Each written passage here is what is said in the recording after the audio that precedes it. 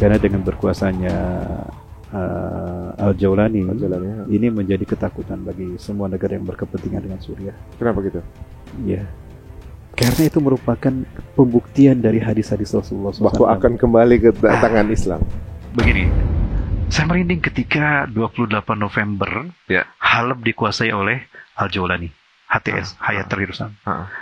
Ya, itulah dulu yang dibebaskan oleh Sholihuddin Al-Ayyubi 1187 ketika menang perang salib. Sholihuddin Al-Ayyubi itu berdiri di benteng Halab, Aleppo. Ma syarartu bil futuhatil islamiyah fil alam a'zamu bima asrartu bi fatil Halab. Aku belum pernah gembira dengan apapun pembebasan yang aku lakukan melebihi kegembiraanku ketika aku membebaskan Halab. Karena dari sinilah dunia akan jatuh kepada pangkuan kita.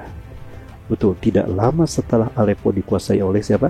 Sholihuddin Al-Ayyubi, Palestina merdeka. Sekarang terjadi lagi kan? Dan apa kata-kata Al-Jawlani berikutnya, pasti ending berikut pasti Palestina yang dibebaskan.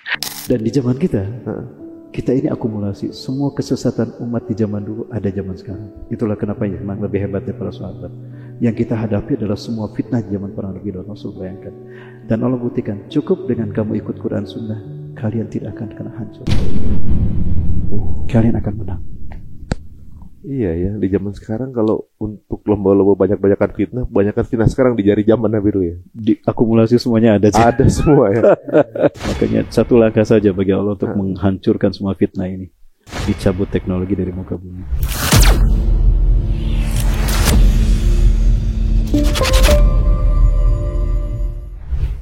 Kenapa diulang-ulang sejarah para nabi dalam Quran? Agar kita belajar, oh ternyata sebetulnya modusnya sama. Beda wajah aja Dan beda aktornya, agar kita menjadi pelajaran. Ujung-ujungnya ke situ. Oh, luar biasa. Ambil pelajaran dari situ, ambil pelajaran. Nah, jadi semuanya kayak jadi satu, dari Zionism, Bohemian Group, elit ya. Dan di zaman kita, kita ini akumulasi semua kesesatan umat di zaman dulu ada zaman sekarang. Itulah kenapa memang lebih hebat daripada sahabat. Yang kita hadapi adalah semua fitnah di zaman para nabi dan rasul, bayangkan. Dan Allah buktikan, cukup dengan kamu ikut Quran Sunnah, kalian tidak akan kena hancur. Kalian akan menang. Iya ya, di zaman sekarang kalau untuk lomba-lomba banyak-banyakan fitnah sekarang di jari zaman Nabi dulu ya. Akumulasi semuanya ada. Ada semua ya. LGBT juga ada zaman Nabi Lot kan. Tapi sekarang modelnya udah beda-beda kan gitu. Udah dibungkus dengan Olimpiade sekarang kan, LGBT ya, udah dahsyat gitu. Kalau fitnah sekarang udah fitnah lewat AI bisa sekarang fitnah. Makanya Allah hancurkan teknologi nanti. Dan menariknya AI ini bisa menduplikasi semua wajah, hampir semua wajah. Data orang di dunia asal dikasih gambar polanya udah ketemu tuh wajahnya. Tapi ada satu yang nggak bisa diotak-atik. Rasulullah SAW tidak akan bisa. Tidak bisa. Nggak bisa sampai sekarang. Ditambah mau bikin penggambaran AI, Allah bagaimana bentuknya nggak bisa juga. Betul. Allah cuma tulisannya aja namanya. Berarti dari zaman dulu kalau nggak dibilang otentik, dari zaman dulu dikeluarkan Al-Quran, udah tahu AI bakal keluar. Buktinya nggak boleh ada wajahnya kan, karena pasti akan jadi fitnah gitu kan. Betul. Aduh, menarik nih. Makanya satu langkah saja bagi Allah untuk menghancurkan semua fitnah ini. Dicabut teknologi dari muka bumi. Selesai. Tapi mudah-mudahan ya kita semua udah bersiap dengan hal itu kan gitu, karena prosesnya dalam proses di akhir zaman ini gitu. Betul. Bicara soal akhir zaman, bagaimana pendapat Antum mengenai kemerdekaan Gaza sekarang? Masya Allah. Dan ini juga jawaban dari seseorang yang sangat rajin sekali memberikan narasi-narasi konfrontatif dengan kita umat Islam, betapapun dia ngakunya Islam ya. Tapi narasi-narasinya cukup konfrontatif, seolah-olah dia memberikan narasi bahwa pembenaran. Ya, kalau memang yang jahat itu Yahudi, kalau yang dihukum Amerika, kenapa bukan Yahudi langsung yang dihukum gitu ya? Dia tidak berpikir bahwa Yahudi bisa begitu karena negara-negara yang mendukungnya kan? Tidak mungkin Yahudi bisa seperti itu kalau bukan didukung oleh Amerika. Maka Allah buktikan Yahudi itu lemah tanpa Amerika, maka Allah hancurkan dulu Amerika. Amerikanya hancur, Yahudinya langsung nyerah. Kan langsung nyerah kan? Baru dengan Los Angeles, belum semua Amerika kan, cukup dengan Los Angeles, kemudian juga California kan. Dengan begitu saja mereka sudah lemah. Itu menunjukkan ini pelajaran dari Allah untuk kita. Yahudi itu tidak akan mampu mewujudkan ambisi besar mereka tanpa Amerika. Dan coba kita lihat Amerika. Nah, Amerika adalah negara bentukan Yahudi. Siapa presiden pertamanya? George Washington. Itu tokoh Masonik pertama. Terbesar di Amerika. Dan Amerika itu adalah negara Masonik pertama di muka bumi. Dan hebatnya Rasulullah pernah menyebutkan Amerika. Dan hadisnya. Ada hadis? Ada hadisnya. Oh, mengenai ini ya? Hadis Perang Dunia Ketiga. Perang akhir zaman itu ternyata ada di bahasa Rasulullah SAW. Gimana? Percaya tidak? Ini terkait dengan Abu Hurairah. Jadi ternyata ada satu hadis Abu Hurairah radhiyallahu anhu itu yang beliau menyampaikan bahwa beliau mengatakan begini. Hafiztu min Rasulullah SAW wi'a'aini. Aku hafal dan aku mendapatkan dua bejana ilmu dari Rasulullah SAW dan aku hafalkan kedua-duanya. Fa'amma ahaduhuma fabathaftuhu. Adapun bejana ilmu yang pertama, aku sudah sampaikan pada kalian. Tidak ada yang aku sembunyikan. Semuanya sudah aku sampaikan. Wa ammal akharu, adapun bejana ilmu yang kedua, falau basastuhu kuti'ah hadzal bul'um. Jika aku sampaikan dari dulu sejak aku menerimanya, isi bejana ilmu kedua ini, leherku taruhannya. Maka aku sembunyikan sampai sekarang, kata Abu Hurairah. Ya, aksarta. Orang-orang mengatakan, kamu terlalu banyak ngomong pada sama kami. Kata orang-orang, ya pasti, dan begitulah orang-orang yang selalu tidak sesuai dengan tidak setuju dengan kata-kataku. Falau hadastukum bikulli ma sami'tu minan Nabi SAW. Jika aku sampaikan semua yang aku dengar dari Rasulullah SAW pada kalian, tidak aku sharing, tidak aku filter, ya, la ramaitumuni bil qashr. Niscaya kalian akan melempari saya dengan kata-kata debat dengan sangan dan hujah-hujah kalian kepadaku. Ya, pasti begitu. Nah, tapi kata Abu Hurairah, sekarang kalian menyaksikan aku akan mati. Aku akan wafat. Aku takut dikatakan menyembunyikan ilmu dari Rasulullah SAW. Menyembunyikan demi Allah. Sekarang aku sampaikan pada kalian. Apa yang aku sembunyikan? Nah, ketika kita mengetahui isinya, wajarlah, pahamlah saat itu kita. Kenapa Abu Hurairah menyampaikannya? Karena sahabat tidak akan paham. Sebagaimana cerita pesawat terbang di zaman Abu Jahal. Kan gak akan masuk. Gak akan masuk, ya. Jadi akhirnya disampaikan kan? Nah, ternyata menurut para ulama ahli hadis, apa yang disampaikan Abu Hurairah di akhir hayatnya ini merupakan sebuah penjelasan tentang fitnah akhir zaman. Perang dunia ke-1, ke-2, dan perang dunia ke-3 dibahas jelas oleh Rasulullah SAW. Bahkan di hadis itu Rasul menyebutkan Al-Hir yang analogi dengan Hitler, Jerman, Rusia, Amerika. Bunyinya gimana tuh? Baik, ini saya sampai. Dan ternyata, nah dari mana kita tahu ini? Ini sekali lagi ini adalah bisa menjadi bahan penelitian bagi siapapun yang ingin menjadikan dia sebagai disertasinya atau tesisnya, atau juga mungkin ya itu tadi. Nah, jadi berita tentang itu ditemukan ada di sebuah manuskrip kuno yang ada di Perpustakaan Nasional Turki. Yang ketika dilihat itu berumur ribuan tahun dan kemungkinan ditulis oleh tabi'in, muridnya para sahabat. Muridnya Abu Hurairah radhiyallahu anhu. Ya, yaitu di dalam manuskrip yang berasal dari Syam. Ada Syam ini di dalamnya ada Palestina, ada Libanon, ada Suriah, ada Jordan. Ya. Nah, manuskrip itu berjudul Syam wa Harb fi akhir zaman Aram. Ya. Salam wa Harb, keselamatan dan peperangan di akhir zaman. Nah, subhanallah, manuskrip ini memuat pesan-pesan penting yang pernah Abu Hurairah sembunyikan. Ya. Bunyinya begini. Perang akhir zaman adalah perang dunia. Itu jadi terjemahannya. Ya, yakni kali ketiga sesudah dua perang besar sebelumnya. Perang dunia ketiga berarti disebut perang akhir zaman. Banyak sekali yang mati di dalamnya. Perang dikobarkan oleh seorang laki-laki yang merupakan kucing besar di negeri gelas dan mahkota di kepala. Sementara perang kedua dikorbankan oleh seorang laki-laki yang nama panggilannya adalah Tuan Besar. Tuan Besar. Seluruh dunia memanggil dia Hir. Ya, ini riwayat Abu Hurairah. Ya. Kemudian dalam rangkaian hitungan Hijriah sesudah 1300 tahun, ini kemungkinan perang dunia ke-1. Dan mereka mengikat perjanjian yang di situ Raja Roma melihat bahwa perang semesta dunia pasti terjadi. Allah menghendaki terjadinya perang. Dan waktu tidak berjalan tanpa perjanjian dan perjanjian. Kemungkinan ini perang dunia ke-1. Lalu berkuasalah seorang laki-laki dari negeri yang bernama Jerman. Dia bernama Al-Hir. Hitler kan Jerman. Masuk. Nah, andai kata-kata ini disampaikan para sahabat gak ada yang berpikir Hitler, gak ada yang berpikir Jerman. Jadi ketika keluar ini gak ada yang paham. Gak ada yang paham, makanya disembunyikan sama Abu Hurairah. Dan kalau aku sampaikan, kamu banyak ngomong, udah mimpi ngelantur kamu sekarang. Pasti kalian akan bikin aksar tak aksar. Aku akan mengatakan begitu. Atau bahkan mungkin sangkan pendusta. Karena ketika jatuh kepada orang yang tidak bisa memahami dan menerima baik, bisa terjadi fitnah. Maka leherku lah ancamannya. Ya kayak Sarah, saya disebut cocoklogi, bahkan ditangkap dan penjara. Resikonya itu.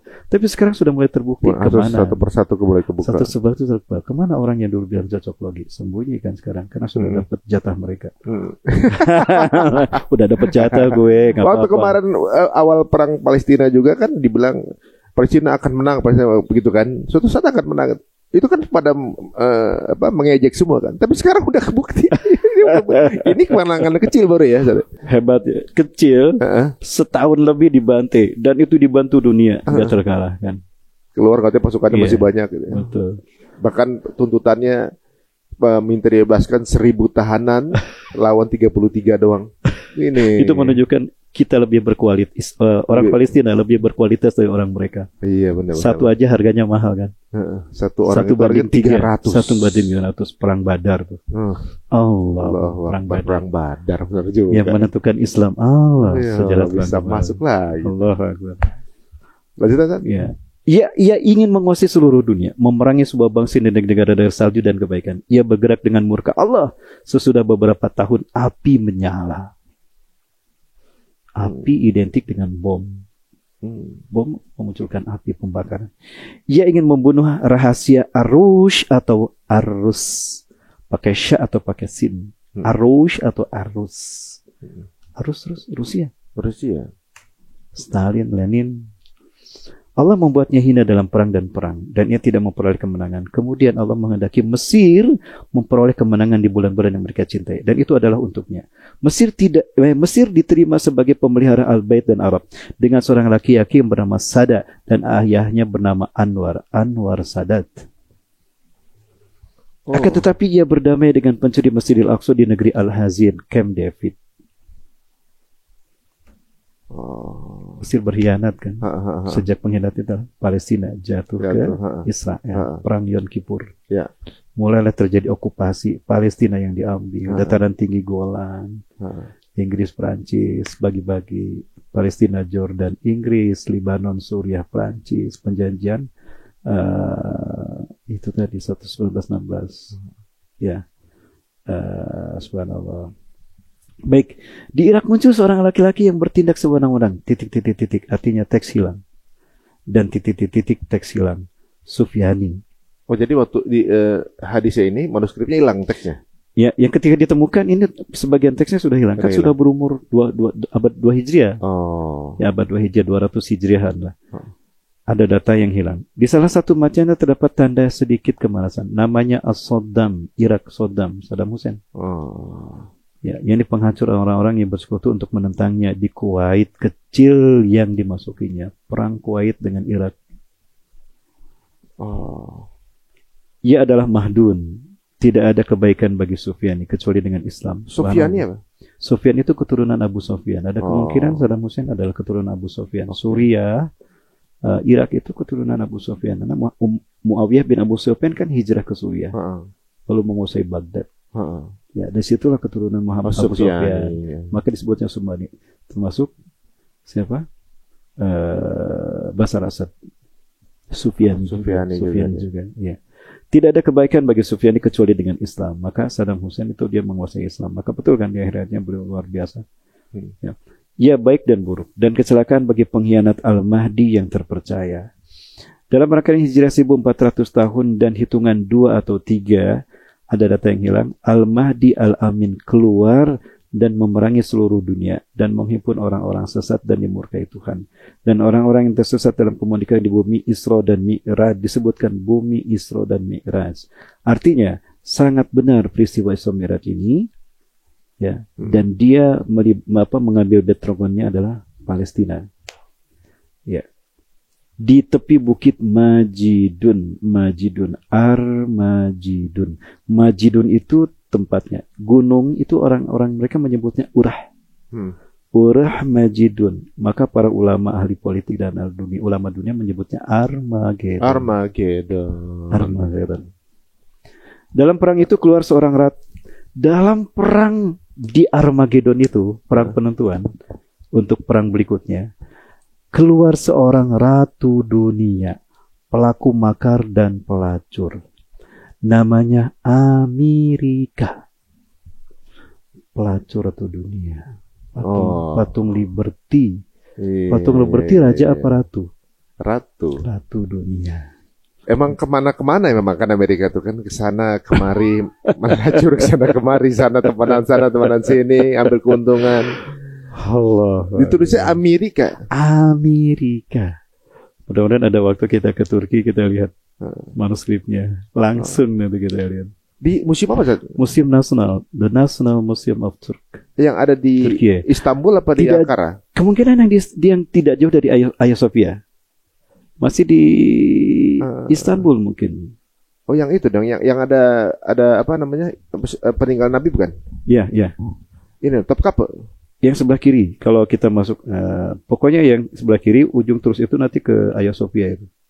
Oh, yang belakangnya Hagia Sophia? Mungkin yang itulah ya. Topkapi berarti? Topkapi ya. Yang ada peninggalan sahabat-sahabat Nabi. Iya. Saya perlu tahu. Kita lihat lah. Saya cari. Saat itu saya ke sana lupa, saya nggak cari itu. Padahal waktu itu lapang saya waktu ke Istanbul tuh. Oh, saya tanya teman saya di Turki deh kalau nggak, maksudnya mudah-mudahan masih ada. Untuk ngulik itu ya di musim yang mana ya? Betul. Abu Hurairah ya. Baik, kita lanjut ya. Ya. Ia menggoda dunia waktu itu dalam kesesatan dan kekafiran. Ya. Sementara itu Yahudi di dunia saat itu berada di tempat yang paling tinggi. Mereka menguasai seluruh Al-Quds dan Al-Madinah Al-Muqaddasah, yaitu kota suci Al-Quds dan Palestina. Al-Madinah Al-Muqaddasah itu Palestina. Al-Madinah Al-Muqaddasah, Muqaddasah Palestina. Karena Rasulullah mengatakan la tusyadu rihal ila salasatil masajid. Jangan berziarah kecuali pada 3 masjid. Masjidil Haram, Masjid Nabawi, Masjidil Aqsa. Inilah kota-kota suci Al-Muqaddasah, Al-Muharramah. Al-Muharramah, Haramain, Mekah, Madinah. Al-Muqaddasah, Al-Aqsa, Palestina. Baitul Maqdis, maka dinamakan Baitul Maqdis. Semua negeri datang dari laut dan udara, perang, kecuali negeri salju yang menakutkan dan negeri panas yang menakutkan. Al-Mahdi melihat bahwa seluruh dunia melakukan makar buruk kepada dirinya, dan ia melihat bahwa makar Allah lebih hebat lagi. Ia melihat bahwa seluruh alam berada dalam kekuasaan Allah Azza wa Jalla. Akhir dari perang itu ada di tangan Al-Mahdi, dan seluruh dunia merupakan pohon yang dimilikinya, dari dahan hingga ranting-rantingnya. Di tanah Isra dan Mi'raj terjadi perang dunia, yang di situ Al-Mahdi memberikan peringatan pada orang-orang kafir bila mereka tidak mau keluar. Maka orang-orang kafir dunia berkumpul untuk memerangi Al-Mahdi dalam pasukan yang sangat besar yang belum pernah dilihat sebelumnya. Konflik Suriah ini akan menjadi pemicu perang dunia ketiga. Karena dengan berkuasanya Al-Jawlani ini menjadi ketakutan bagi semua negara yang berkepentingan dengan Suriah. Kenapa gitu? Ya, karena itu merupakan pembuktian dari hadis-hadis Rasulullah SAW bahwa akan kembali ke tangan Islam. Begini, saya merinding ketika 28 November Halab dikuasai oleh Al-Jawlani, HTS, Hayat Tahrir Sam. Ya, itulah dulu yang dibebaskan oleh Salahuddin Al-Ayyubi 1187 ketika menang perang salib. Salahuddin Al-Ayyubi itu berdiri di benteng Halab, Aleppo. Ma syarartu bil futuhatil islamiyah fil alam a'zamu bima asrartu bi fatil Halab. Aku belum pernah gembira dengan apapun pembebasan yang aku lakukan, melebihi kegembiraanku ketika aku membebaskan Halab. Karena dari sinilah dunia akan jatuh kepada pangkuan kita. Betul, tidak lama setelah Aleppo dikuasai oleh siapa? Salahuddin Al-Ayyubi, Palestina merdeka. Sekarang terjadi lagi kan? Dan apa kata-kata Al-Jawlani? Berikutnya pasti, ending berikut pasti Palestina yang dibebaskan. Nah, kalau Palestina jatuh, menang dunia Islam, maka takut kekuatan ini akan makin yakin mereka dengan kebenaran hadis Rasulullah. Urutannya begitu, sebagaimana urutan perang ini. Ujung-ujungnya Palestina sini. Masih ada lanjutan? Masih banyak, ada sedikit lagi, boleh? Lanjut. Ya. Kemudian Allah melempari mereka dengan lemparan yang dahsyat. Bumi, lautan, langit terbakar. California, Los Angeles. Allah tunjukkan negara yang menjadi cover story yang membuat Yahudi kuat. Allah hancurkan dengan api yang Allah turunkan dari langit. Allah bakar. Hancur. Baru dengan 3 negara saja, 3 kota saja, sudah lumpuh mereka kan. Sebenarnya itu masih di satu wilayah, jadi itu baru satu berarti ya. Baru satu kan. Baru satu. Baru satu malah ya. Baru satu. Satu aja begitu. Yang California itu yang sama dengan Gaza ya. Yang California sama dengan Gaza, wilayah lainnya itu masih satu wilayah sebenarnya. Satu wilayah. Tapi baru satu aja udah segitu 375 juta dolar. Ya. Sedangkan sumbangan Amerika ke Israel sejak tanggal 7 Oktober itu baru 17,9 juta. Jadi berarti kerugiannya melebihi 10 kali lipatnya tuh. 30 kali lipat. 30 kali lipat betul. Masya Allah. Ya. Lanjut. Ya. Bumi, lautan dan langit terbakar untuk mereka, dan untuk mereka, bukan untuk umat Islam, untuk mereka sendiri. Dan langit menurunkan hujan yang sangat buruk. Seluruh penduduk bumi mengutuk orang-orang kafir dunia.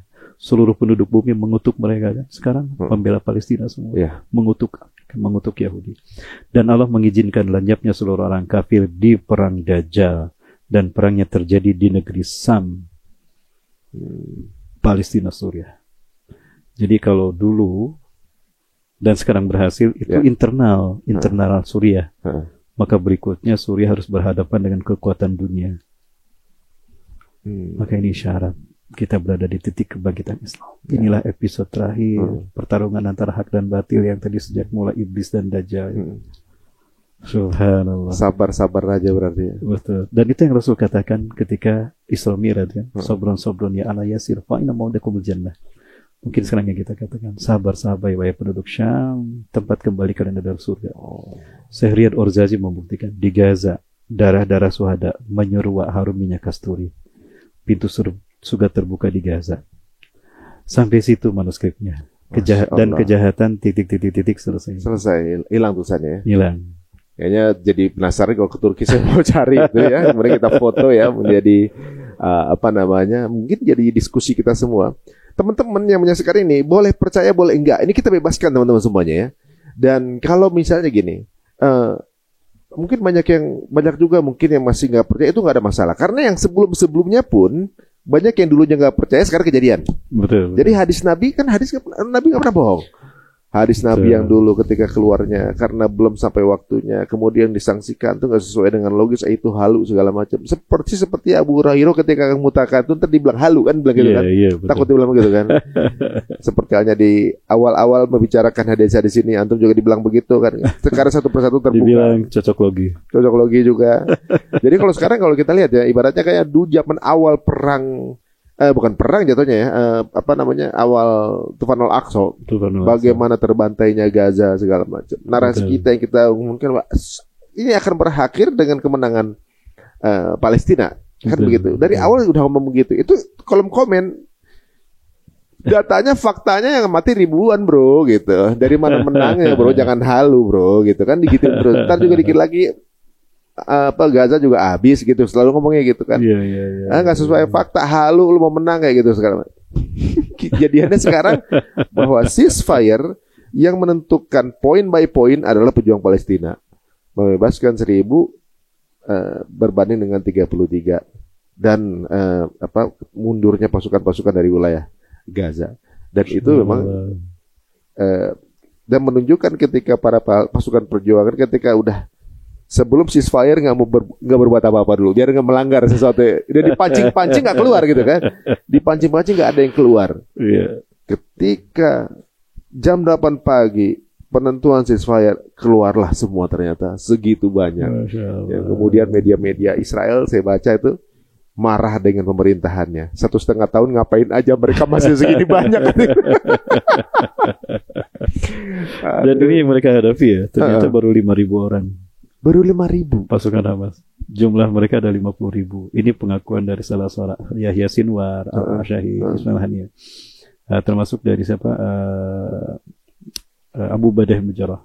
juru bicara Hamas. Ternyata ada 50.000 orang. Dan yang keluar sampai hari ini tuh baru 5.000. Jadi kalau dibilang ada banyak yang gugur, ya 5.000. Sisanya 45.000.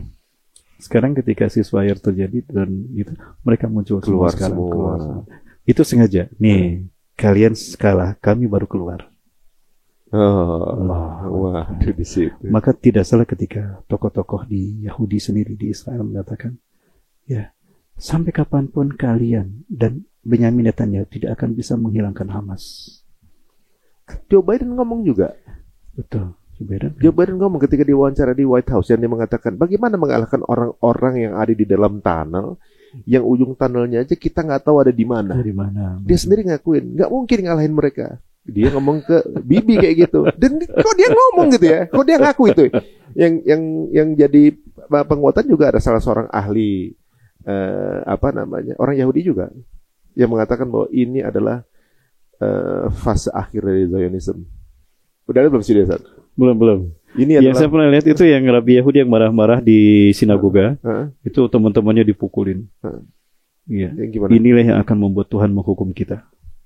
Keluar kalian dari Palestina sebelum sebelum Tuhan mengazab kita. Ini akan membuat kita dimusuhi dan dibantai, dihukum oleh dunia. Marah-marah dia sinagoga. Yang lain dipukulin. Nah, sementara Quran sudah jelas. Dari sekian banyak kerusakan yang dilakukan Yahudi, 2 saja yang Allah pandang sebagai kerusakan besar.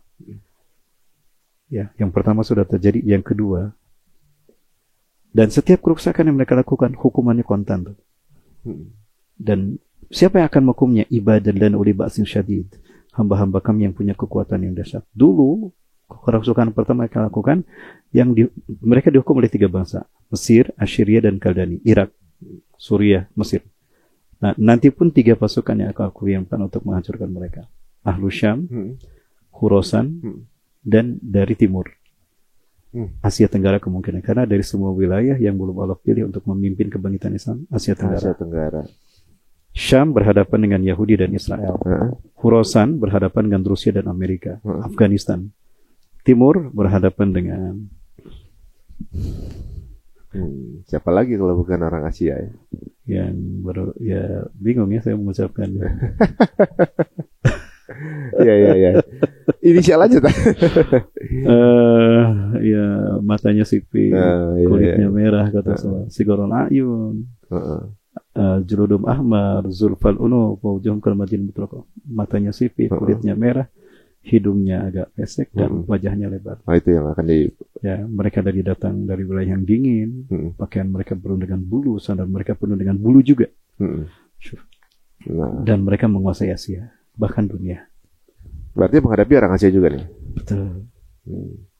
Dan itu merupakan isyarat betapa dekatnya kita dengan Ya'juj Ma'juj, fitnah Ya'juj Ma'juj.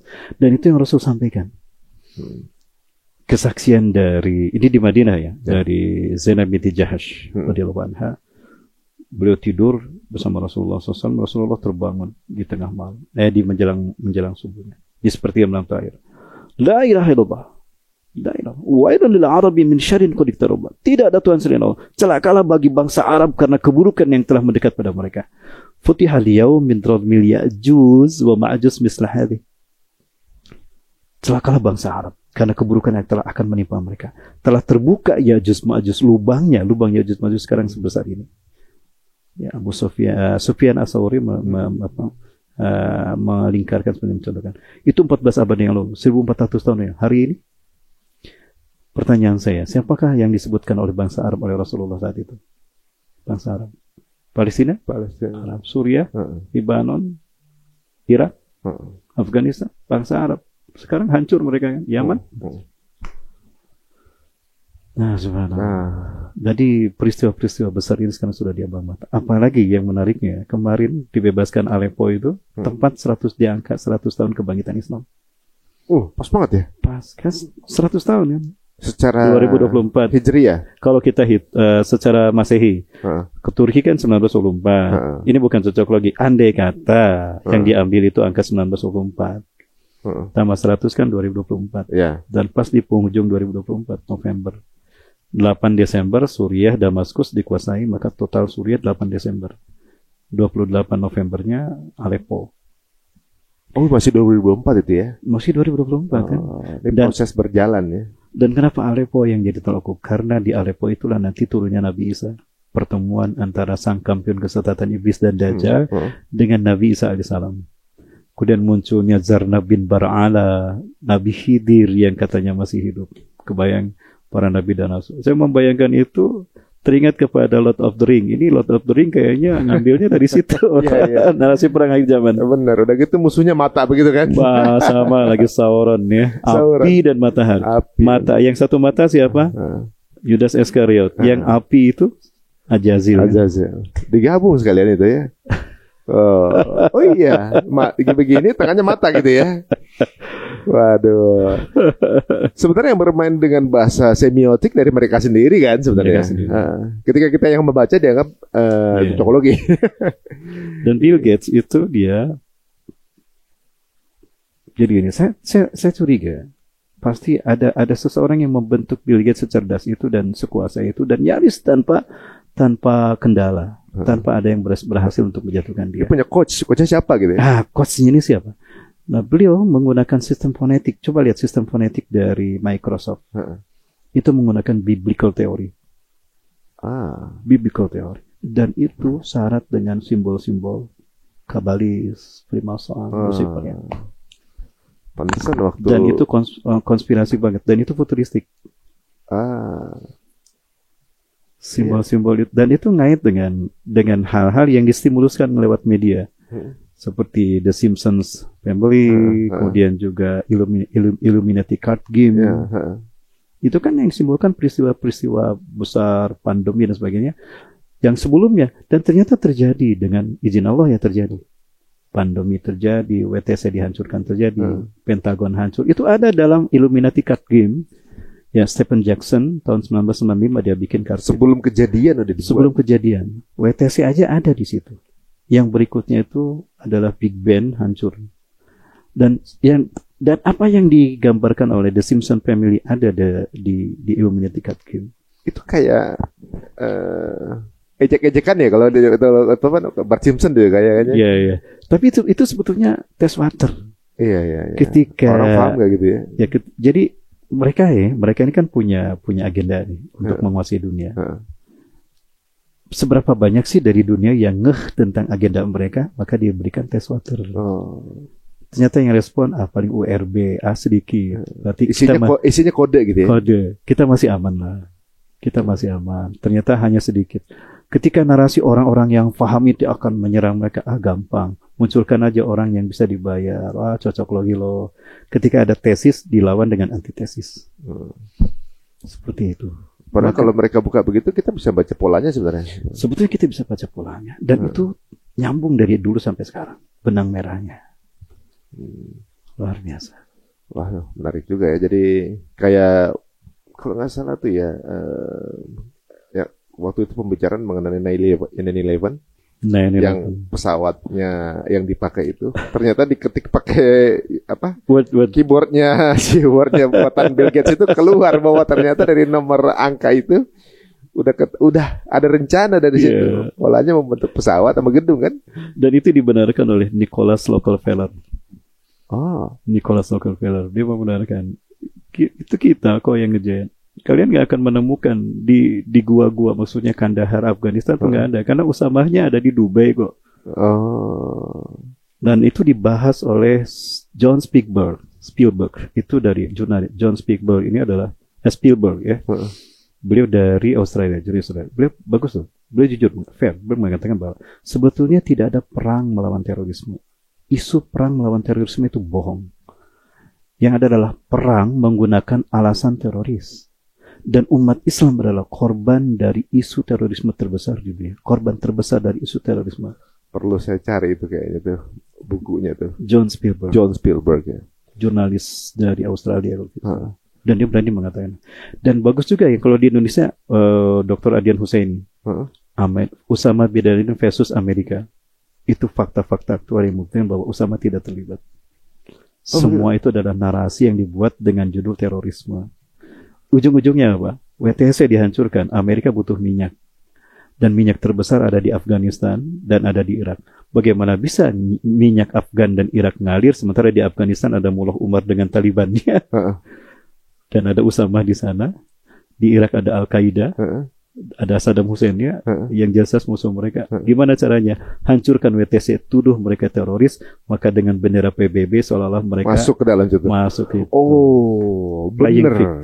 Playing victim. Polanya adalah mencari bahan untuk alasan, playing victim agar supaya dia punya rights untuk masuk ke dalam wilayahnya atas nama bendera kemanusiaan. Dan itu yang terjadi di Gaza kemarin, 7 Oktober. Sama juga. Ya, ternyata pada saat itulah orang-orang di global elit Yahudi paham apa yang dulu diambisikan oleh pendiri Israel, Bapak Israel pertama, David Ben Gurion. David Ben Gurion itu ditanya oleh pasukannya, wahai komandan, kita sudah menguasai dan mengalahkan negara-negara Arab. Sebetulnya seberapa besar wilayah yang harus kita kuasai untuk membangun negara kita? Sebesar yang kalian mampu untuk kalian capai, sebesar yang bisa dicapai oleh pasukanku. Kemudian dia berambisi betul ingin membuat kanal. Kan Laut Merah itu seperti ini. Ya. Yang ini menghubungkan, ini Laut Merah yang ada Sueznya, ini terusan Suez, menghubungkan Laut Tengah kan, Middle East dengan Laut Merah, Afrika dan Eropa dengan Asia. Nah kemudian, tapi ini selalu jadi masalah antara Israel dengan Mesir. 3 kali perang hanya karena gara-gara terusan Suez. Nah dia ingin menguasai, ini kan Sinai, ini ke bawah ke Arab, ke Yaman. Nah ini ada Teluk Aqaba, ini Suez, ini Teluk Aqaba. Nah David Ben Gurion ingin menghubungkan Teluk Aqaba dengan Laut Tengah. Maka dibuatlah Kanal Ben Gurion. Kenapa dia? Nah Sinai ini kaya raya. Lekukan Levan Basin, Gaza, itu dulu dikenal dengan lekukan Levan Basin. Dunia Yahudi merahasiakannya. Kenapa? Di bawah Levan Basin ini ada 1,7 triliun barel minyak bumi dan 122 miliar kubik gas alam. Yang kalau dikumpulkan itu 3 kali RAPBN Indonesia. Tergiurlah. Sementara sekarang Netanyahu dalam kondisi resesi ekonomi kan, dia butuh dana. Disetujulah itu. Yuk kita bikin kanal Ben Gurion. Tapi kalau dilihat jaraknya lumayan jauh, 292,9 km. Dananya nggak tanggung-tanggung, minimal 100 miliar dolar. Namun ketika dilihat, kalau lurus dari Teluk Aqaba ke Gaza, lurus tidak mengikuti yang berkelok-kelok itu dana paling tinggi 55 miliar dolar. Kalau lurus langsung ke Gaza. Sepakatilah, berarti jalur itu harus dibersihkan. Langsung ke Gaza. Dengan cara kuasain Gaza. Kuasai Gaza. Tidak tanggung-tanggung 500 hulu ledak nuklir untuk membuat kanal tadi sampai ke Gaza. Artinya harus hancur sampai ke Laut Tengah.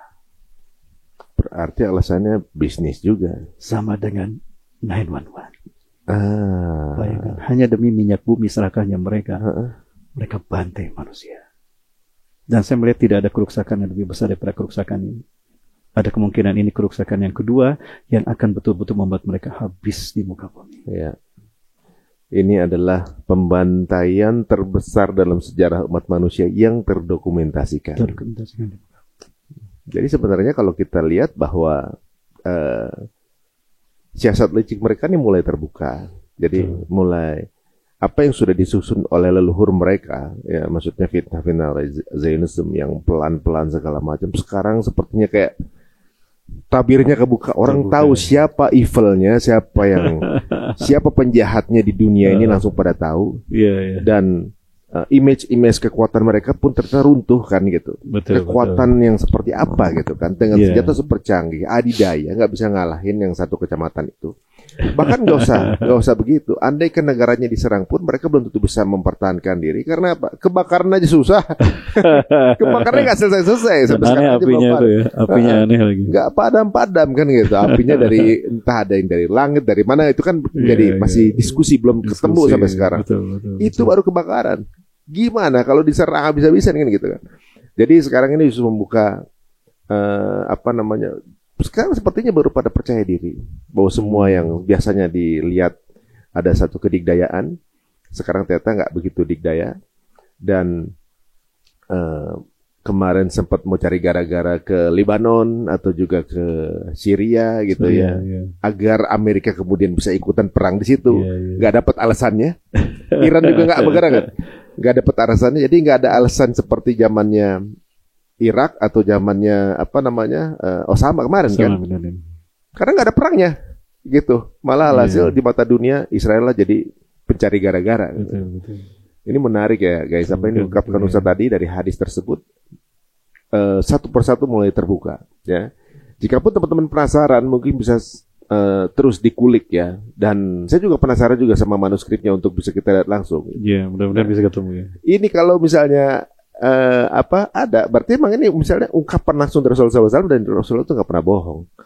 Ya, jadi ini terserah. Jadi bagaimana pendapat teman-teman semuanya ya. Mengenai Quran tadi dibilang, ada yang bilang narasinya bahwa Quran adalah dongeng atau nggak otentik. Terserah. Apalagi hadis gitu kan.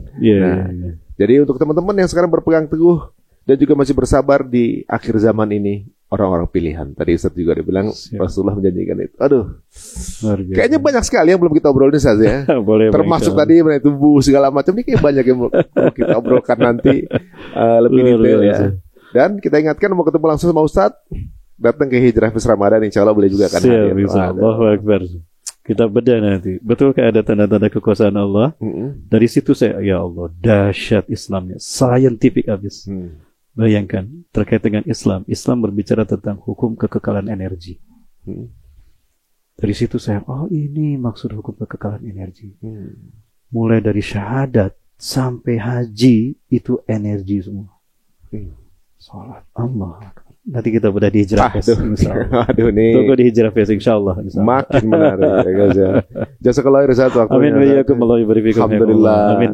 Beliau ini baru dari Pontianak langsung merapat ke sini karena saya merasa ada sesuatu yang ini lagi banyak perubahan terjadi di pergantian tahun ini yang kayaknya. Karena rindu saya pada Mas Ari dan teman-teman semua insyaallah. Jadi makin menyemangati dengan apa yang terjadi sekarang ini. Masya Allah. Justru Allah bukakan. Dan Allah sampaikan kita pada the last episode in the human history in the world. Kalau yang punya episodenya bilang kita akan menang di akhir, masa kita nggak ikutan sih? Cuma kadang-kadang dalam suatu drama sebelum akhir pasti ada drama di tengah yang kita kelihatannya unfortunate gitu kan, kelihatan kayak kalah, kayak nggak menang. Ada satu isyarat menarik. Apa tuh? Ada yang bertanya kepada saya, tapi boleh nggak dibahas ini? Boleh sekarang. Kenapa kok orang-orang yang dekat ke Palestina diam aja? Gitu? Bukankah mereka sama-sama Islam? Jumlah mereka banyak. Kalau mereka bergerak semua, 3 hari selesailah. Kenapa mereka diam saja? Masya Allah. Kenapa kita harus Indonesia yang jauh mikirin Palestina? Disebut lagi sama Abu Baidah kan? Jakarta. Allah. Kenapa harus mereka? Jawabannya ada dalam Al-Quran. Surat At-Taubah ayat ke-46. Walau aradu hurujan la'addu aida. Andaikan mereka berkehendak untuk keluar berjihad membela Palestina, dari dulu mereka sudah kumpul untuk bela Palestina. Walakinnallaha kariha lahum. Akan tetapi Allah tidak suka, Allah tidak mau kemuliaan membebaskan Palestina ini diambil oleh mereka. Allah tidak mau. Allah tidak mau. Jadi sebetulnya kemuliaan ini sedang Allah tawarkan kepada negara yang belum pernah Allah pilih. Karena Allah berjanji kemenangan Islam di dunia ini Allah pergilirkan. Dan ternyata memang mereka sudah dulu di zaman Rasul dan para sahabat 610 Masehi sampai 632 Masehi. Afrika sudah di zaman Solihuddin Al-Ayyubi 1187 perang salib. Eropa sudah di zaman Muhammad Al-Fatih 29 Mei 1453. Yang belum ini Asia Tenggara. Nah Allah sedang menawarkan, hei orang-orang Asia Tenggara, aku menunggu kalian loh, mau nggak Indonesia ini Jakarta inilah. Terus ini makin bikin optimis ya guys ya, cepat kita menjadi yang dibicarakan oleh Nabi, dan juga Allah udah kasih isyarat buat kita ya. Betul. Wah, kalau yang punya episode udah bilang kayak gitu ya kan, berarti benar kata para ustadz bilang surga itu diciptakan hanya untuk mereka yang mau. Ya, betul. Kita ditawarin, betul. Mau apa enggak gitu kan? Dan ternyata banyak yang tidak mau. Banyak yang enggak mau ya. Banyak yang lebih milih dunia ya. Banyak yang lebih milih dunia. Berarti iblis berhasil dengan sabili togutnya berhasil. Tambahan nih, berarti sebenarnya semua penciptaan Allah gitu, persentase yang masuk jannah itu lebih sedikit. Ya. Sulatun minal awalin wa qalilun minal akhirin. Sekelompok kecil dari generasi awal dan sedikit dari mereka yang hidup di akhir zaman. Maka Umar berharap, ya Allah, jadikan aku dari kelompok yang sedikit itu. Artinya tidak perlu banyak untuk membuktikan kebenaran tauhid Islam. Cukup sedikit saja. Dan tidak perlu teknologi. Allah tidak butuh teknologi untuk membuktikan kebenaran Islam. Cukup dengan manusia-manusia yang murni, punya, yang ada pada makom sesungguhnya. Dengan jumlah yang sedikit, mereka bisa menang. Ya, perang Badar. 1:3. Allah buktikan lagi dan 1:3. Yang di Halab Aleppo itu sepertiga. Yang di Turki itu 80 bendera, 1 bendera 12.000 pasukan, 3 kali lipatnya. 1:3. Dan ini yang menentukan kemenangan. Andai di perang Badar Rasulullah dan para sahabat kalah, Islam selesai saat itu juga. Berarti kapasitas satu orang Muslim adalah 30% dari kekuatan musuh. Betul. Ya. jadi semestinya kita perlu percaya diri ya untuk sejarah berulang lagi kan. Itulah kenapa sejarah para nabi bangsa-bangsa diulang-ulang dalam Al-Quran. Kalau dianggap ini mitos dan juga dongeng, berarti dia sendiri nggak mau baca gitu kan. Waduh, ketinggalan zaman ya. Masih ngulang narasi lama gitu ya. Alhamdulillah. Allahu Akbar. Alhamdulillah, jazakallahu khairan. Amin wa iyyakum. Masya Allah. Setiap ngomong ada satu hal yang terbuka. Dan teman-teman semuanya, ini makin menarik setiap obrolan kita. Selalu hal baru bisa terbuka dan mudah-mudahan kita bisa ngobrol lagi sama Ustaz. Diberikan kita pada kesehatan, dijaga Allah juga, dipanjangkan umur Ustaz dalam ketakwaan dan juga dalam dakwahnya dilancarkan. Amin. Sama-sama. Teman-teman semuanya, jika dirasa menarik, monggo silahkan di-share sebanyak-banyaknya tayangan ini. Mau dipotong beberapa part untuk biar lebih banyak dan lebih mudah untuk memahami, juga monggo saja ya, sebarkan di sosial media teman-teman semuanya. Dan barusan kita makin yakin ya bahwa tauhid atau juga mungkin jalan yang lurus yang sudah dijelaskan dari dulu kita pegang teguh. Karena setiap yang bertuhan tahu alasannya untuk bertahan. Insya Allah kita akan bersama-sama di jannah. Assalamualaikum warahmatullahi wabarakatuh.